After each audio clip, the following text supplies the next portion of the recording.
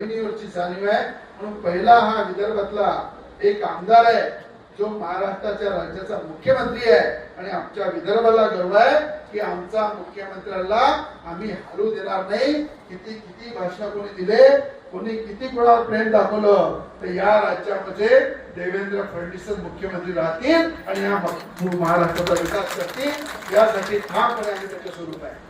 कारण की आज राजकारण केल्यापेक्षा जर लोकांच्या विकासासाठी लोकांच्या हितासाठी जो खंबीरपणे मुख्यमंत्री महाराष्ट्राचे अमरावती जिल्ह्यासाठी विदर्भासाठी महाराष्ट्राने उभा आहे तर त्यांच्या पाठीशी उभं राहावं। राजकारण करणारे खूप येतात, खूप जातात, खूप भाषण देतात, खूप एकामेकाच्या सुपाऱ्या घेतात, पण त्या सुपाऱ्या घेतल्यापेक्षा त्या पदावर बसलेल्या व्यक्तीचं कर्तृत्व काय, त्या कर्तृत्वातून आपल्याला काय मिळणार आहे आणि आता आपल्याला मिळाल्यामुळं आपल्या जिल्ह्याचा आपल्या महाराष्ट्राला कसा विकास होणार आहे त्या कर्तृत्वाचा विचार करून त्याच्यासोबत राहिलं पाहिजे।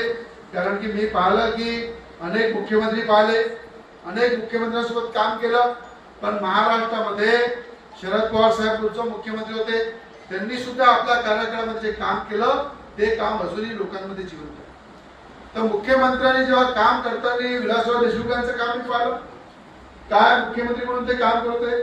आज शरद पवार साहेबांच्या बरोबरीचं आणि विलासराव देशमुखांच्या बरोबरीचं जर कोणी मुख्यमंत्री असेल ते देवेंद्र फडणवीस आहे। एवढ्या ताकदीचा माणूस या महाराष्ट्राला आणि त्या ताकदीच्या माणसासोबत काम करून या जिल्ह्याची या महाराष्ट्राची ताकद मजबूत होत आहे।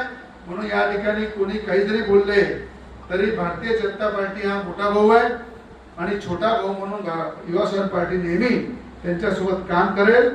या ताकदीने आम्ही सगळीकडे महाराष्ट्रामध्ये गठबंधनमध्ये काम करतो।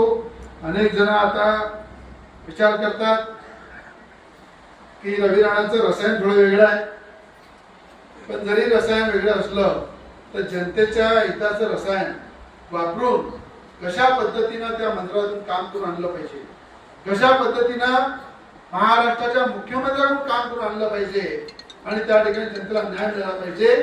जर हे रसायन सगळ्यांना जमत असेल तर सगळ्यांनी घेतलं पाहिजे आणि जनतेला न्याय दिला पाहिजे।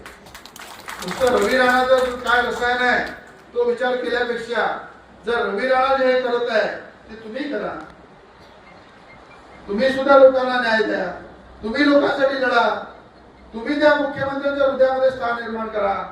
तुमचं सुद्धा मुख्यमंत्र्यांनी ऐकलं पाहिजे, तुमच्या माध्यमातून सुद्धा अनेक प्रश्न त्यांनी सोडले पाहिजे।